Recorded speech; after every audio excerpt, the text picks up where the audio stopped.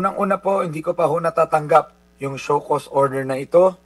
Habang nag-house to house ako kanina, nagulat na lang ako, may nagpakita sa akin sa news. Ito, may nagpadala sa akin. Nakalagay dito, vote buying, giving goods with name SB. Parang ang tinutukoy yata nila dito yung pamimigay ko ng t-shirt.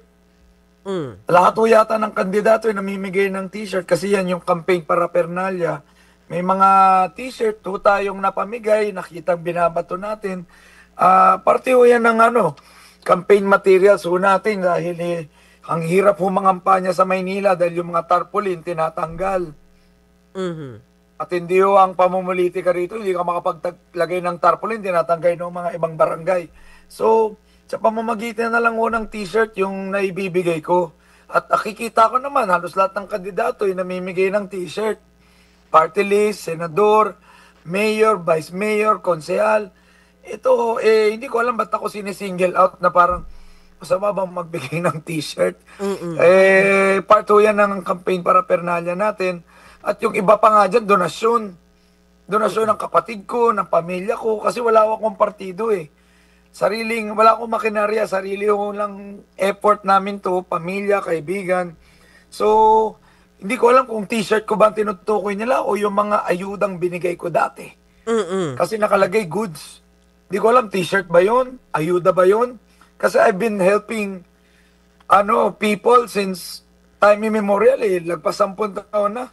Namimigay ako ng ayudang masasarap, namimigay ako ng gamot, namimigay ako ng pampagamot, namimigay ako ng scholarship, at namimigay din po ako ng kabuhayan. Karamihan po yan. Siyempre, may branding na SB dahil galing sa sarili kong bulsa. So, kailangan ko malaman kung ano yung tinutukoy nilang giving goods with SB.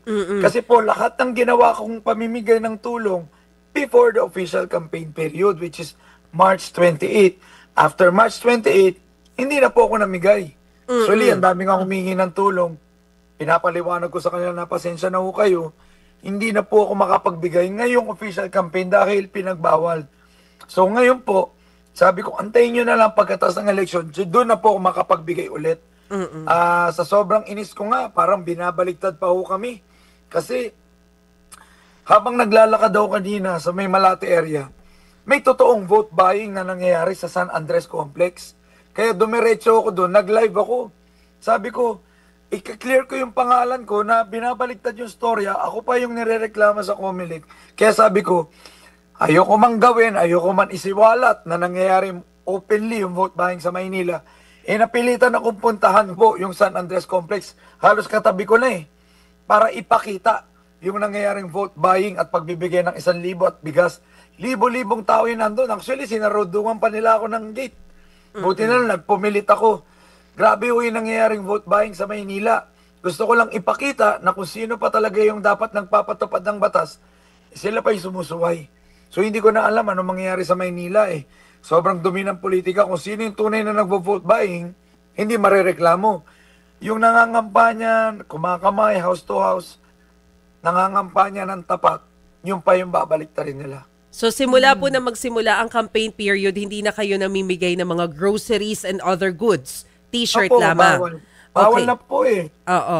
Opo, ito pong sinasabi ninyo na nakita ninyo na kandidato sa Maynila na allegedly ay nagvo-vote buying din. Naisumbong nyo na po ba ito sa Comelec? Or did someone send the pictures or videos or proof sa Comelec?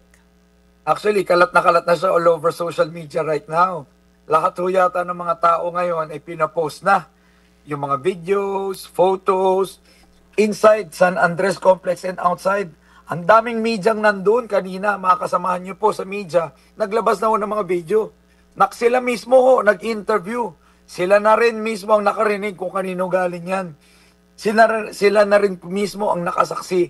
At kung tinatanong nyo ako kung sinumbong ko yan sa Comelec, naka-Facebook live po siya. So, naka-broadcast siya all over the Philippines, all over the world. At nakausap ko na po ang ating Comelec Commissioner George Garcia regarding this. At yun na, alam na niya, nakarating na rin sa kanya. At actionan daw nila agad ito. At sapat na nakita niya lahat ng videos, interviews, at lahat ng ebidensya na nangyari yun. Lahat po yun nangyayari live. Walang edited na video doon. Wala akong ginawa. walang fake news doon. Lahat yun totoo. At ngayon, alam na ng sambayan ng Maynila at Pilipinas, pati ng COMELEC, ang ginagawang talamak na halos araw-araw na ginagawang vote buying sa Maynila. Pero mukhang hindi ka naman na-single out, sir, kasi kasama din sa pinag-e-explain si Mayor Isko eh.